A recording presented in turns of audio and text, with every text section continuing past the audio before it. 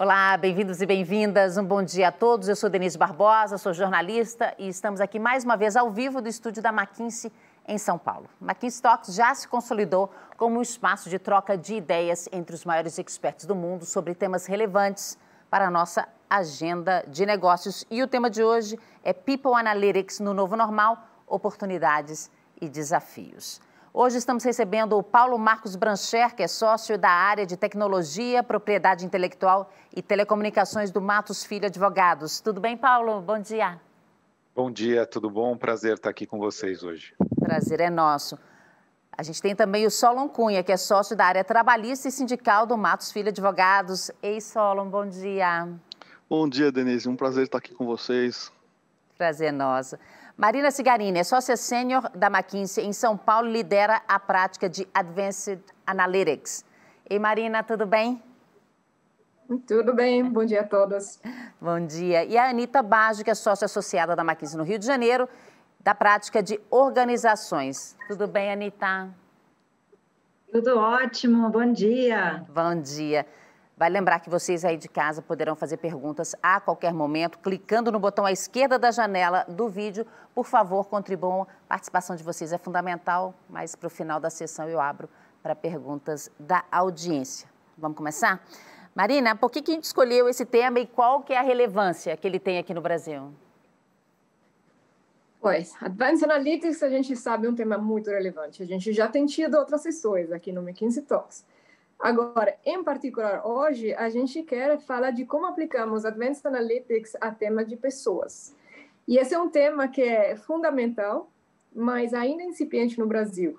Mas com o tema da crise do Covid, se tornou bem mais relevante. Todas as empresas estão hoje pensando em como cuidar dos próprios funcionários, né? Ainda mais nesse momento.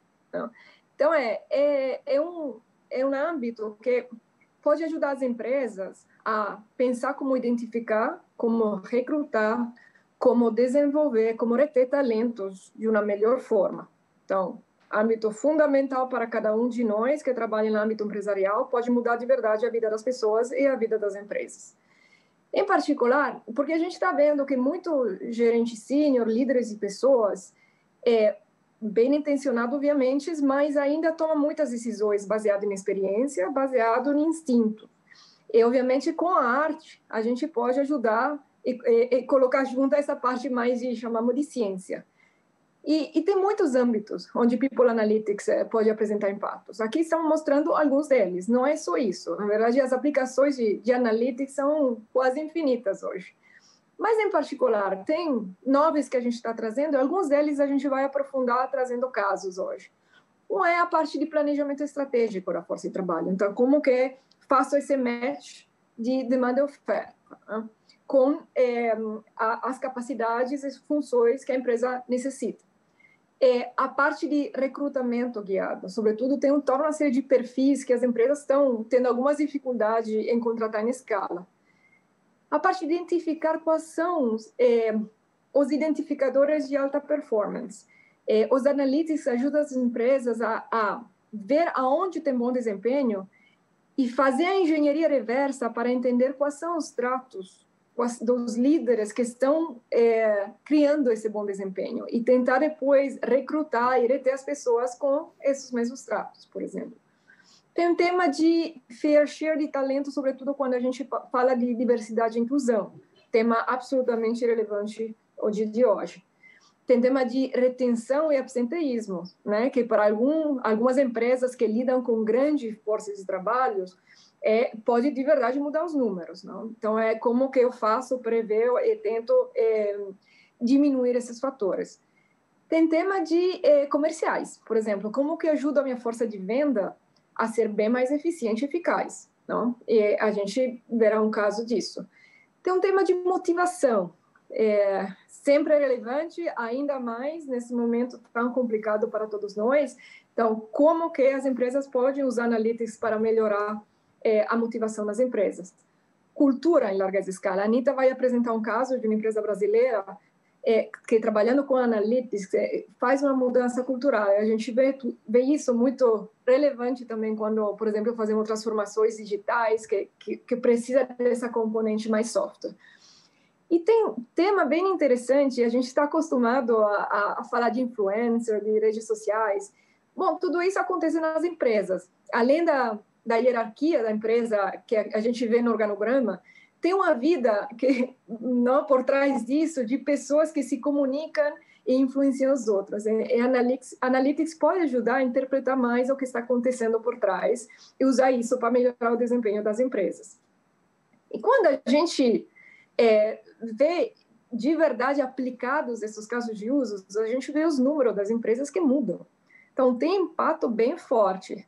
Você me passa na página seguinte, esses são alguns dos números reais que a gente tem visto. Então, eficácia de recrutamento que melhora 80%. Produtividade que pode melhorar 25%. Diminuição na taxa de perda funcionário menos 50%. Imagina você uma Natura, um boticário, um call center que está lidando com milhares ou milhões de colaboradores. Então, identificar quais são os high performers que eu quero reter, não? E aproveitar e treinar e fazer crescer dentro da empresa, saber se tem uma possibilidade dessas pessoas ir embora e entrar já com estratégia de retenção, claramente tem um impacto importantíssimo para a empresa. Sem dúvida nenhuma. Eu queria colocar o Solon e o Paulo na nossa conversa, que é o seguinte, os impactos realmente são impressionantes, mas eu queria que vocês falassem um pouquinho sobre as atenções especiais que as empresas têm que ter na hora de implementar, né, o People Analytics. Queria que vocês falassem um pouquinho dos desafios. Queria começar com você, Solon, depois a gente vai para o Paulo. Claro, obrigado, Denise. Olha, essas questões que foram colocadas pela Marina, elas são extremamente importantes e representam um grande desafio para o RH, para o jurídico, para a gestão da empresa, em especial para os líderes. Mas a questão que se impõe é a possibilidade do empregador exercer esse monitoramento de forma efetiva. Porque toda essa questão de People Analytics passa pela base de dados que a empresa dispõe. E essa decisão de exercer esse monitoramento, fazer as estatísticas e acompanhar esse desenvolvimento, ela tem que ser compatível com o fornecimento pela empresa da conexão, dos computadores, dos softwares. E, além disso, eu tenho que compatibilizar essas estatísticas com o parâmetro de regime de controle de horário que eu impus ao trabalhador. É razoável entender que eu não posso dizer que o empregado não está sujeito a um controle de horário, depois coloco sobre ele uma estatística de produtividade muito influente. Então, é um direito do empregador monitorar o uso dos seus recursos, né? Inclusive, o TST tem decisões desde 2005 nesse sentido, de que o e-mail, o Outlook, a navegação representam ferramentas de trabalho fornecidas pelo empregador. Aqui vem uma outra discussão, né, que é a possibilidade do empregado usar a sua própria ferramenta de trabalho. Então, o ideal seria, no mundo ideal de People Analytics, seria a empresa dar todas essas ferramentas, ter o domínio sobre elas e o empregado saber que essas ferramentas estão sendo monitoradas, estão sendo usadas como parâmetro de avaliação. O TST teve essa decisão, entendeu que a utilização e o conteúdo desse material, inclusive do e-mail corporativo, ele é uma prerrogativa do empregador. Mas eu tenho que agir com maturidade. A questão aí também passa pela invasão da privacidade, que sempre ronda essa questão, não é, Paulo? Claro, obrigado, Solon. Se de um lado, historicamente, acho que a visão na relação trabalhista foi dando muito mais esse direcionamento da empresa poder realizar monitoramento, a gente claramente está vivendo um novo impacto, uma nova realidade, com legislações, e o Brasil se inspirou internacionalmente, principalmente do ponto de vista da regulação europeia, de que dados que dizem respeito às pessoas, dizem respeito à sua intimidade, são informações pessoais. Então, por mais que as informações, os dados, os mecanismos, né, sirvam para a empresa, acho que a gente claramente tem que saber como trabalhar esse equilíbrio entre poder trazer um valor agregado na relação com os colaboradores, mas ao mesmo tempo permitir com que a sua privacidade seja observada. E aí tem uma série de princípios e uma série de regras e mesmo de direitos que as pessoas não só têm pela lei, mas eu acho que a gente vai falar isso bastante hoje, o quanto que essa relação com os colaboradores, ao utilizar uma ferramenta tão potente, tão importante como essa, vai se basear numa relação de transparência em que há uma percepção clara de como é usado, quais são os resultados possíveis, para que os colaboradores se sintam parte do processo também, né?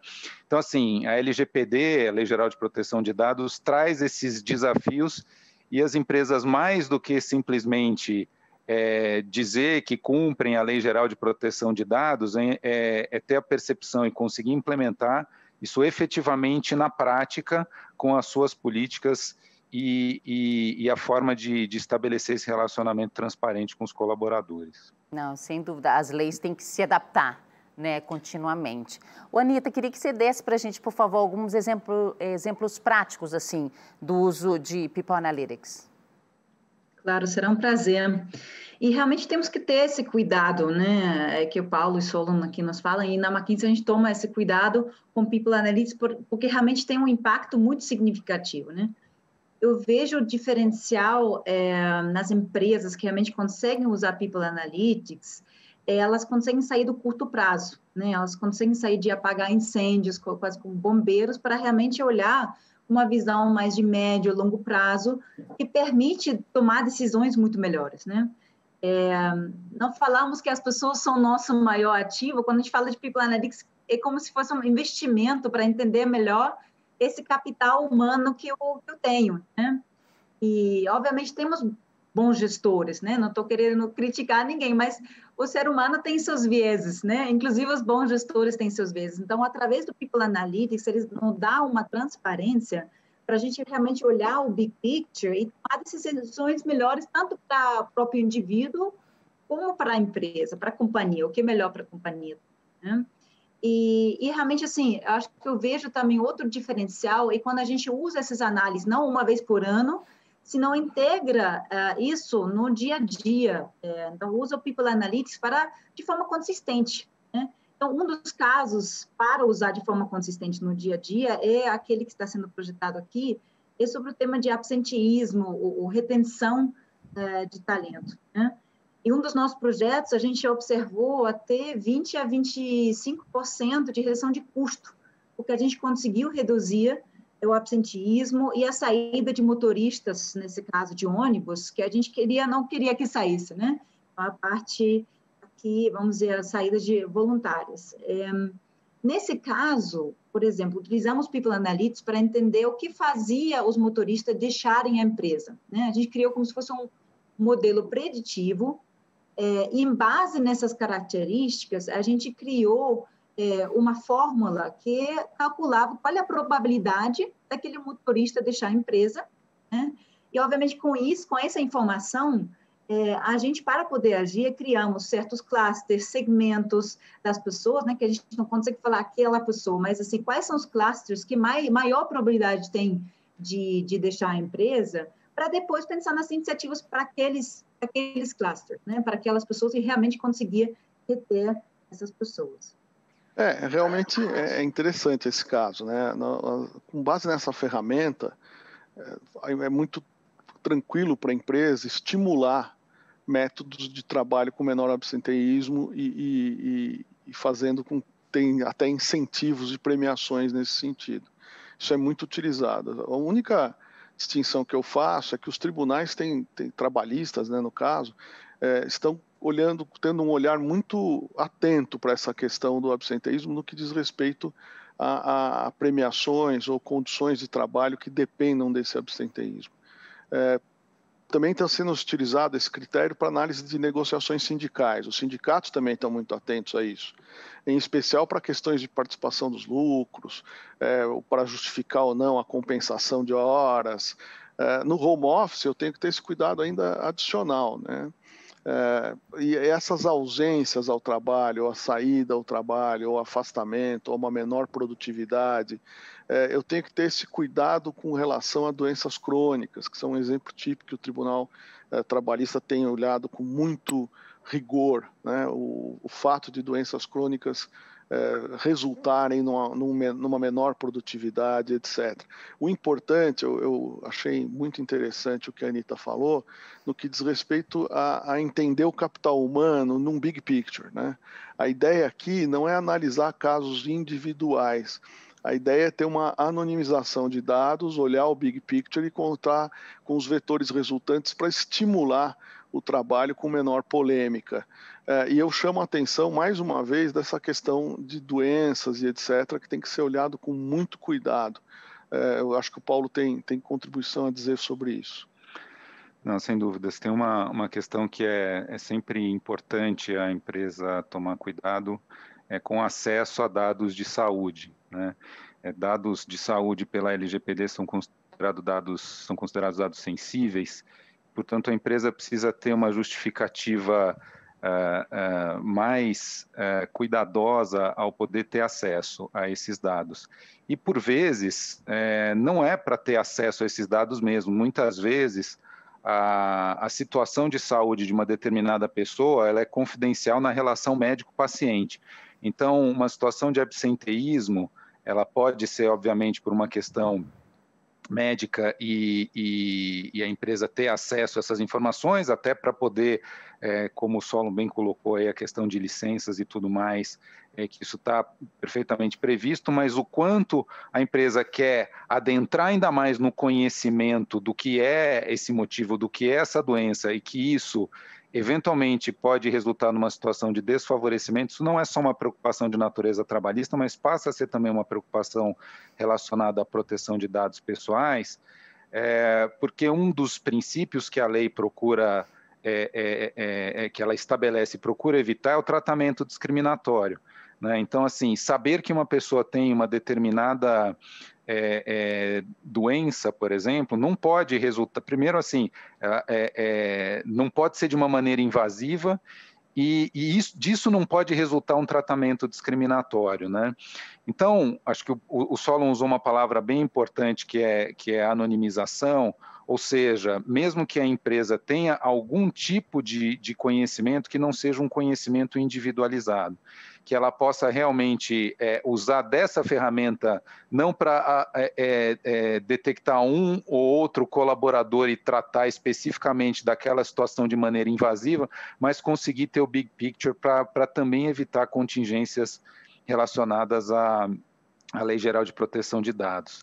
E aqui eu estou vendo já um slide sobre Dynamic Deal Scoring, acho que a Marina tem coisas interessantes a falar. Sim, isso, Paulo, espero que seja menos sensível, porque isso aqui mais não tem dados mais privados das pessoas, mas sim, nesse caso, a Analytics tenta ajudar no seguinte. Então, a gente tem uma força de venda grande e o vendedor, tipicamente, tem o seu relacionamento com os clientes, né? E baseado na própria experiência, tenta achar aquele lugar ótimo entre desconto e volume para otimizar, né, a venda para o seu cliente final. O que acontece é que as informações que o vendedor tem são informações limitadas à sua própria experiência, ao seu próprio relacionamento com o cliente, que obviamente tem um valor enorme, mas não consegue sozinho achar o ponto ótimo que otimiza a margem da empresa. Isso é algo que só a empresa consegue fazer juntando todos os deals, todos os possíveis negócios que a empresa está fazendo e entendendo o ponto ótimo entre volume e preço e desconto. Então, o que acontece? As empresas, a gente tem visto isso aplicado muito em empresas, sobretudo começando com empresas de tecnologia americanas, com força de venda B2B, depois expandiu a muitos outros setores, faz uma modelagem para poder dizer, comparando todos os deals, então, todos os potenciais vendas, não, do passado, com todos o portfólio de produto, todo o desconto, quais são para aquele cliente, aquele vendedor, qual é o ponto ótimo. E disponibiliza essa informação para o vendedor. Então, é um tech enable, porque o vendedor deveria ter na mão um iPad, um iPhone, né, com um aplicativo dizendo, olha, para esse vendedor, essa tipologia de produto, esse portfólio, a esse nível de desconto. essa é a zona verdinha para você vender. Depois, obviamente, vai dar mais desconto, entra no amarelo, ainda mais desconto, entra no vermelho. Até aqui, porque é People Analytics, isso é Analytics. Agora, a parte de People Analytics é quando isso conecta com a remuneração do vendedor. Vendedor, obviamente, sabemos que tem o seu retorno sobre as próprias vendas. Então, o que acontece? De uma forma muito transparente, sempre pelos cálculos de otimização de margem da empresa, o vendedor sabe que se vende, se consegue fechar o deal naquele lugar verdinho, o seu incentivo vai ser tanto, e tipicamente maior, porque a empresa está ganhando mais e pode reconhecer maior parte para o vendedor. Se o vendedor decide que não vai fechar ou não consegue, vai fechar no amarelo, imediatamente vai saber que o seu incentivo provavelmente está em um nível um pouquinho menor no amarelo. Então, os incentivos da empresa e do vendedor se alinham e tipicamente criam uma situação win-win, uma mudança de comportamento, uma situação win-win para os dois, onde tem criação de valor para a empresa e para o vendedor. E a gente tem visto impacto de retorno sobre as vendas de 3% a 6%, que é algo bastante relevante. Ah, interessante. O Solon, o que as empresas têm que fazer para entrar nessa jornada do People Analytics com o pé direito? Pois é, Denise, a primeira coisa é não usar tentativa e erro como meio de entrada na análise de dados, né? Esse é um assunto, eu diria, que não é para amadores, é um assunto profissional. E para criar esse ambiente de análise de dados com todo cuidado, o ideal é que as partes, e aqui eu incluo empregador, empregados, inclusive terceirizados, né? A terceirização no país tem aumentado muito, a gente tem que ter este olhar também para pessoas que não são nossos empregados, mas que estão dentro da base de dados dessas estatísticas realizadas pela empresa. Então, eles têm que saber qual é a responsabilidade que decorre dessas ferramentas digitais. Portanto, o importante é fazer essa primeira conscientização, esse treinamento das pessoas para tratar desse assunto de forma bem profissional e não como tentativa e erro. Em segundo lugar, fazer a conscientização da equipe do correto uso generalizado, do que a Anitta chamou do big picture, né? do anonimizado. A ideia é trazer a importância desse assunto, mas de uma forma abrangente e genérica. E o mais importante é que nós no escritório, no Matos Filho, temos trabalhado bastante, é criar a política de uso dessas ferramentas de trabalho. Com um regulamento escrito a respeito do assunto, para que eu possa ter ali o frame, né? Ter ali o limite para que as pessoas saibam como agir e o que devem fazer. E, infelizmente, inclusive com critérios de punição, né? Para aqueles que ultrapassarem esses limites. Não é, Paulo? O que você acha? Não, exatamente nessa linha, Solon, falando sobre políticas, né? Eu quero só resgatar o começo lá do nosso bate-papo, quando a Marina falou que as aplicações podem ser infinitas, né? Quando a gente olha em People Analytics. E isso não pode ser uma tentação para que a empresa exerça um super monitoramento, né? De maneira desmesurada. Então, o estabelecimento das regras do jogo desde o começo e a transparência na relação com os colaboradores é fundamental, né? Se antes as políticas, né, antes das leis de proteção de dados, né, as políticas com os colaboradores relacionadas aos recursos tecnológicos tinham muito esse viés de, olha, os recursos são da empresa, você vai usar de maneira autorizada, mas saiba que eu tenho a possibilidade de acessar o que você usa, como você usa. Essas políticas precisam ser renovadas e adequadas a essa nova realidade, porque até um dos princípios da Lei Geral de Proteção de Dados é explicar a finalidade pelo qual os dados são tratados, né? Então, assim, o People Analytics como política, né, que deve estar incluído na documentação que a empresa tem, ela precisa contar uma história bem contada, tem que estar bem explicado dentro do seu propósito, né? Criando uma expectativa que seja explicável, que seja razoável por ambas as partes, né? A gente nunca pode esquecer que um dos direitos que a LGPD traz é o direito de acessar dados tratados pela empresa em relação aos indivíduos, em relação aos seus colaboradores, né? Então, seja durante a relação de trabalho, seja após a relação de trabalho, direito da pessoa saber que dados são tratados.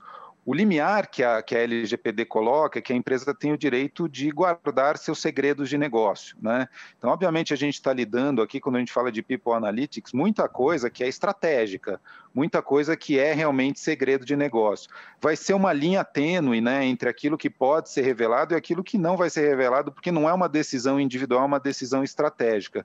Mas isso precisa estar claro desde o primeiro momento nas políticas, fundamental que como a Denise perguntou, né, começar com o pé direito contar bem contada essa história por meio das políticas. Exato. Anitta, agora, em relação a dados sensíveis e usando People Analytics para temas menos tangíveis como a cultura, dá para fazer?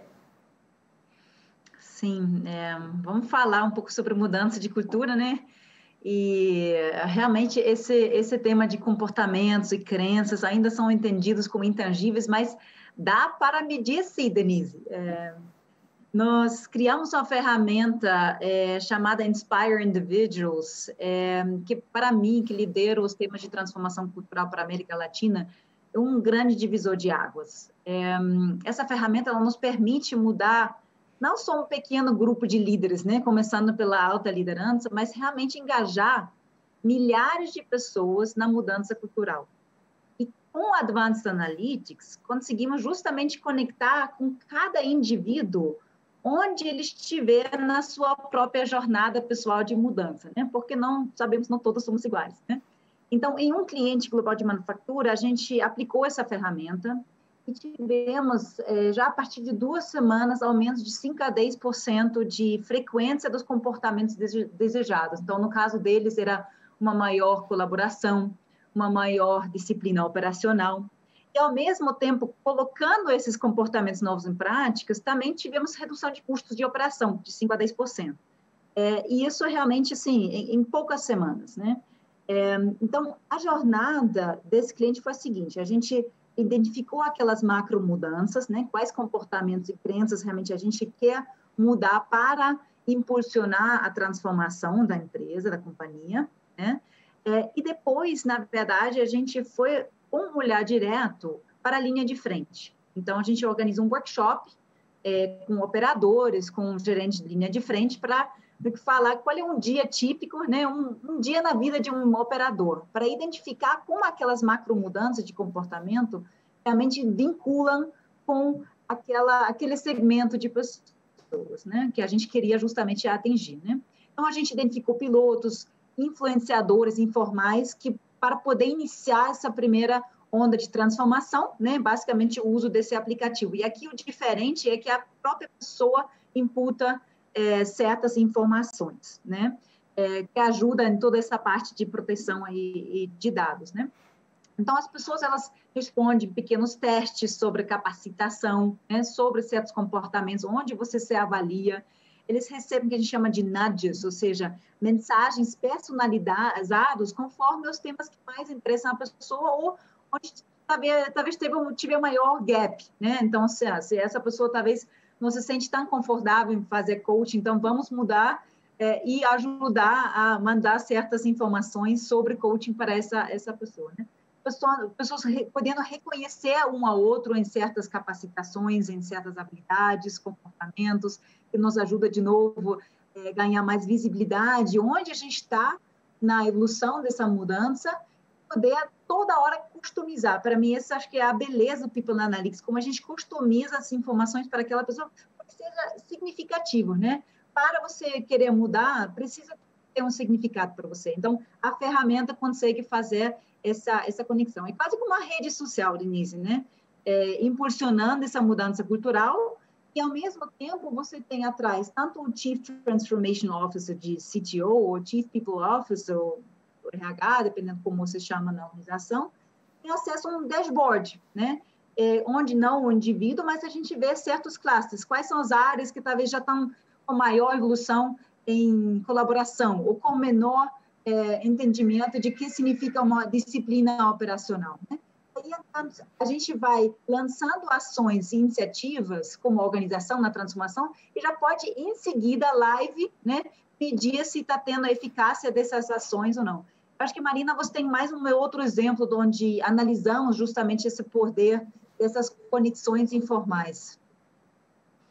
Pois é, as conexões informais são aquelas que ajudam a empresa a entender alguma vez porque algumas coisas não andam, né? E você tem tudo desenhado direitinho, os times, e tem alguns times que estão multifuncionais, que estão colaborando, outros não.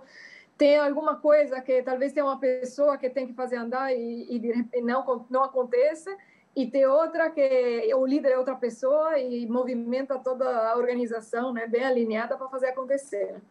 E isso, de verdade, vai bem além do que a gente vê no papel. Né? São essas que é a vida real, que é como que a gente, como pessoas, interagimos um com a outra, e tem pessoa que influencia mais, tem pessoa que são capazes de juntar pontos distantes das empresas. Né? Então, se a empresa consegue entender essa riqueza de relacionamentos, pode claramente fazer funcionar melhor e usar também para fazer mudanças, no sentido que, a Anita estava falando, mudanças culturais, claramente, se a empresa consegue identificar os influencers dentro da própria empresa, podem ser os champions de mudança, né? Pode ser usado no bom sentido para fazer acontecer as coisas.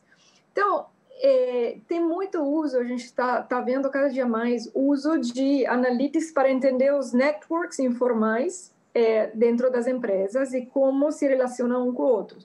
Esse é um exemplo simples de, no momento que com a pandemia, obviamente todo mundo voltou, ou a maior parte do mundo voltou para casa trabalhando remoto, os relacionamentos entre nós, as empresas, mudaram, né? Mudaram muitas dos fóruns, das reuniões que a gente tinha. Por exemplo, eu sempre fico com a impressão que tem alguém lá esquecido, que antes eu tinha a possibilidade de falar com aquela pessoa porque me cruzava com ela, e agora faz 4 meses que eu não sei nem o que está acontecendo. Não, porque está faltando muita dessas informalidades também nos relacionamentos.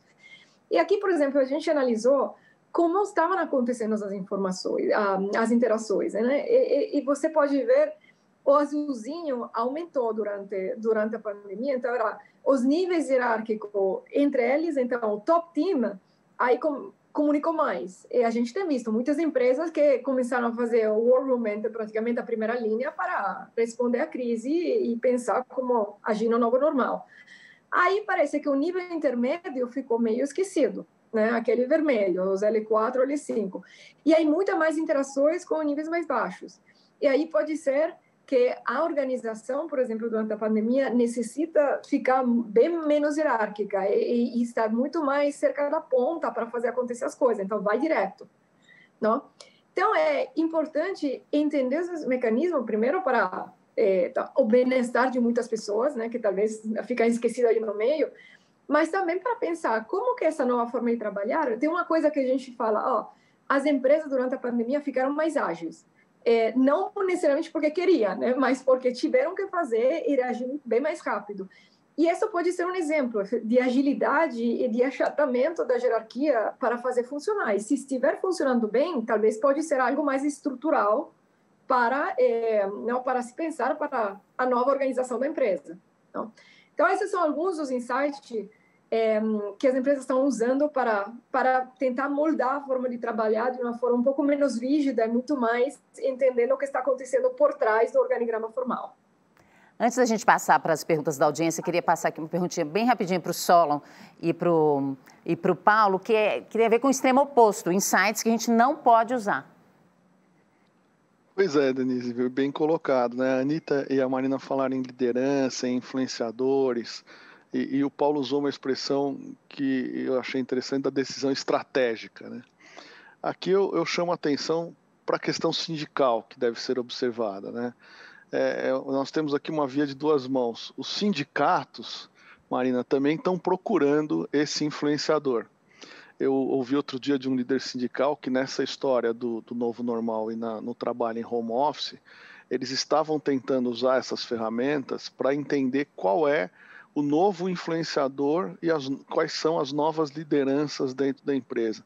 e esses seriam os futuros líderes sindicais que eu teria dentro da empresa. Então, você vê que o sindicato, num breve futuro, ele também deve pedir acesso a essas informações, né? E aí eu tenho que entender como é que eu vou reagir a essa proposta na negociação coletiva frente à decisão estratégica que o Paulo falou. Então, manter a estratégia e manter o segredo do negócio é muito importante. Agora, o que eu não devo fazer? O uso dessas informações de forma abusiva por líderes, ele pode causar um constrangimento. Então, eu já passei por processos no escritório, assessorei empresas em processos, em que se discutia a lista dos piores, né, quem é o pior, quem fez o mal feito, como é que eu posso expor essas pessoas e fazendo um monitoramento individual, não anonimizado. Isso pode aumentar o constrangimento e caracterizar até um assédio moral. E o Ministério Público do Trabalho tem discutido isso de forma coletiva, dizendo que se a empresa tem uma prática, um regulamento que impõe essa cultura agressiva, principalmente no que diz respeito a cumprimento de metas e expondo aqueles trabalhadores de uma forma constrangedora, ele traz um contingente de um assédio moral coletivo, um assédio moral homogêneo. E isso traz indenizações enormes e às vezes até, embora no Brasil não exista essa possibilidade, alguns juízes têm dado danos punitivos, o chamado punitive damage, que é usado nos Estados Unidos para que as outras empresas, vendo aquela condenação, se abstenham de fazer a mesma prática, ou seja, tomem um susto ali e olhem isso com um maior cuidado. Mas eu acho que aqui, repito, mais uma vez, treinamento e regulamento são palavras-chave aqui. A gente tem que usar esses dados, é muito importante ficar na vanguarda desse tipo de trabalho, é muito importante que o RH esteja preparado nisso, e a gente tem um olhar para o que aconteceu antes da pandemia, né? E agora temos que ver o porquê que aconteceu essas questões, por que aconteceram essas questões de se não encontrar a pessoa, como a Marina falou, no corredor, né? E prever o que vai acontecer e como é que nós podemos fazer isso acontecer no futuro. Eu acho que esse é o mais importante. E de forma a não criar nenhum tipo de constrangimento. Então, treinamento, cultura e regulamento são palavras-chave nisso. Não é mesmo, Paulo? O que você acha? Obrigado, Solon. Eu vou falar em um minutinho aqui para a gente dar o espaço aí para as perguntas. Acho que uma questão que é importante ter em mente é que informações, claro, aquelas redes internas, elas são estabelecidas conforme as regras da empresa. Agora, acho que vale a pena chamar a atenção que quando a empresa tem acesso e olha e usa informações de redes sociais, das ferramentas que são largamente utilizadas e que são abertas, o que é importante, né? A LGPD, ela permite que qualquer pessoa use dados que são colocados em público pelo próprio titular, pela própria pessoa. Então, se eu faço um post numa rede social, eu mesmo tomei a decisão de tomar aquilo público, então não há problema algum. Mas, ao mesmo tempo, a partir do momento em que eu retiro a publicidade dessa informação, ela já não é mais uma informação pública, já não é mais algo que eu queira que terceiros se utilizem disso.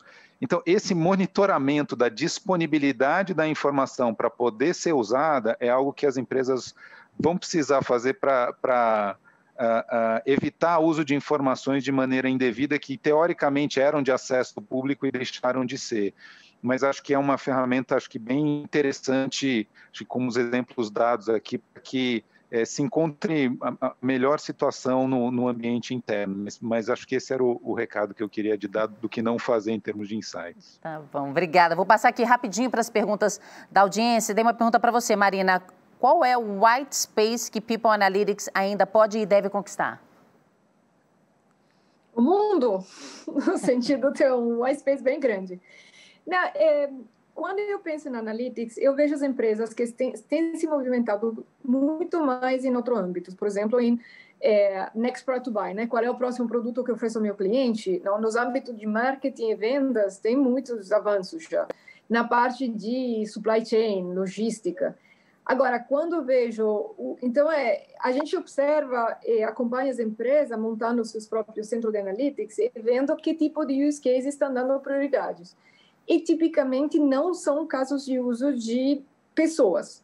Porque os outros casos de uso têm, apesar dos resultados importantes de pessoas, né, mas alguma vez não são imediatos, e outros casos de usos pode ter um impacto monetário no curto prazo maior. Não? Então, são um pouco despriorizados. Então, o convite é começar a amadurecer essa jornada e entrar muito mais nessa gestão de juntar a arte com a ciência na gestão das pessoas, que a gente está vendo. Para mim, por exemplo, foi bem emblemático. Um banco estava me contando durante a pandemia que eles usaram People Analytics para otimizar o tempo de viagem dos próprios funcionários nas várias agências, para limitar o uso de transporte público, que é o momento de risco, não, de contágio. E esse, claramente, é o uso de People Analytics que provê um bem-estar muito grande para as pessoas da empresa. E, além disso, criou um benefício tangível, porque a abertura das agências sempre começou a ser muito mais na hora, porque tinha atraso, o tema de transporte público e tudo. Então, tem muitas possibilidades, casos de uso a gente viu, é só escolher qual é mais aderente para a própria empresa. E tem um caminho a ser feito para poder usar no dia a dia das pessoas, né, e das empresas. Tem uma pergunta aqui para o Solon e para o Paulo, aí vocês decidem, por favor, quem que vai responder. É o seguinte: sendo o ponto principal respeito às regras de proteção de dados pessoais e observância da ética profissional, existe algum treinamento prévio direcionado às empresas que optem por usar ferramentas de análise de dados? Quem fala, Solon ou Paulo? Posso começar se o Solon quiser completar, mas tá ótimo. Treinamento sempre é fundamental quando o assunto é proteção de dados, né? Se tem algo que a gente tem recomendado para os clientes, é não só olhar internamente o que está acontecendo do ponto de vista de dados pessoais, mas trazer a cultura da privacidade para dentro da companhia, para dentro da empresa. E isso não tem sistema que resolva, isso tem que ser realmente um trabalho de cultura, um trabalho de educação, um trabalho de uso correto de tantas ferramentas que a empresa pode propiciar. A gente sabe que, em última análise, todos esses recursos são usados para decisões de gerentes, de diretores, de pessoas que estão na alta direção. Então, é o ser humano que está em último lugar, a ferramenta é só um instrumento. E saber como melhor usá-la passa necessariamente por esclarecimento, por treinamento, e fundamental, sem dúvida nenhuma. Denise, o importante é fornecer o treinamento, porque a gente está passando por uma mudança de gerações também. Por uma mudança não só digital, mas por uma mudança de gerações. Então, eu costumo usar uma expressão, né, que eu digo que nós temos na empresa o Gabrielão, né, o cara que nasceu assim, cresceu assim e vai morrer assim. Então, a gente tem que identificar o Gabrielão e tentar conscientizá-lo dessa mudança, para que ele possa ingressar nessa cultura e entender o parâmetro que isso deve ser feito. A gente no escritório tem feito muito treinamento sobre isso, um treinamento até multidisciplinar, porque essas questões acabam abrangendo várias áreas, a área de trabalho, a área de remuneração de executivos, a área até penal por assédio sexual, assédio moral e assim por diante. Então, eu acho que é muito importante você ter esse tempo para desenvolvimento dos colaboradores e uma otimização desses resultados, né? Agilizando aí uma comunicação interna e fazendo com que isso seja efetivo. Adorei o Gabrielão. Gostei. Queria agora passar para as considerações finais para a gente encerrar esse nosso papo que foi tão legal, tão agradável. Marina, vou começar contigo, depois eu passo para o Solon e o Paulo. Consideração o tema era importante, agora com a pandemia é ainda mais importante. Então, tem um carinho especial que a gente pode ter, então, não só para o desempenho, também para o cuidado e o bem-estar dos colaboradores, e os analytics nos ajudam nisso. Então, o convite é sobretudo para o pessoal de RH, mas trabalhando em conjunto com as áreas de dados e de analytics, começar e avançar nessa jornada. Obrigada. Solon? Eu acho que aqui tem que ter esse olhar. Eu acho que nós temos que saber distinguir quais são as relações individuais com os nossos colaboradores, que são, teoricamente, nossos empregados. Temos que entender quem são os trabalhadores independentes que estão vinculados à empresa, os terceirizados, a área sindical. Não dá para colocar todo mundo dentro desse caldeirão e tratar tudo de uma forma homogênea, né? Então, é importante ter assertividade na avaliação e uma melhor experiência separando e agregando grupos. Isso otimiza muito a tomada de decisão para a estratégia interna e dá, como eu disse, maior assertividade. Treinamento, regulamento, né? E acompanhamento. Aí tem que olhar também na empresa a rotatividade. Nós temos, revendo a questão do treinamento, né, nós temos clientes que têm alta rotatividade que refazem os treinamentos a cada 6 meses, a cada 8 meses, porque novas pessoas entram e até que você forme a cultura leva um pouco de tempo. Mas, sem dúvida nenhuma, é uma melhora extraordinária o uso dessa ferramenta como incentivo e como forma de avaliar seu grupo e olhar lideranças. Paulo? Olha, acho que de tudo que foi dito, assim, acho que foram exemplos muito interessantes e realmente o People Analytics ele tem que ser um aliado, né, para as boas decisões estratégicas, uma boa política de RH e tomar cuidado para que não seja uma fonte desnecessária de contingências, né? Então, saber usar, isso tem a ver com várias das coisas que foram ditas aqui, das políticas, dos treinamentos, da cultura. E aí eu acho que uma recomendação aqui especificamente do ponto de vista de proteção de dados, né, é que o RH precisa, acho que está em constante interação com esse novo cargo que vem surgindo nas empresas, que é do Data Protection Officer, né, que é a pessoa responsável por cuidar da privacidade. Acho que não pode ser algo isolado dentro do RH, tem que haver realmente uma sinergia para que as melhores decisões do que fazer e como fazer tenham essa observância da privacidade. Queria muito agradecer a presença de vocês três, também da Anitta, aqui nesses últimos 45 minutos. Obrigada, viu, Anitta? E a você de casa também, que ficou os últimos 45 minutinhos aqui com a gente, que tenho certeza que gostou muito dessa nossa conversa. Queria muito agradecer a sua presença, quem mandou perguntas também. Seguinte, próxima sessão do McKinsey Talks, dia 30 de outubro, às 8h30 da manhã. O nome da sessão é Como Capturar Valor com Open Banking. A gente vai receber aqui o Alessio Bota, que é sócio do escritório de Milão, e teremos a participação do Gustavo Tayar, que é sócio do escritório de São Paulo, ambos da McKinsey. Para você conhecer a agenda completa do McKinsey Talks, vá em www.mckinseytalks.com. Lá também vocês têm acesso às outras sessões que a gente já teve aqui. E no Spotify tem as versões em áudio. Muito obrigada, um beijo e até a próxima. Tchau, tchau.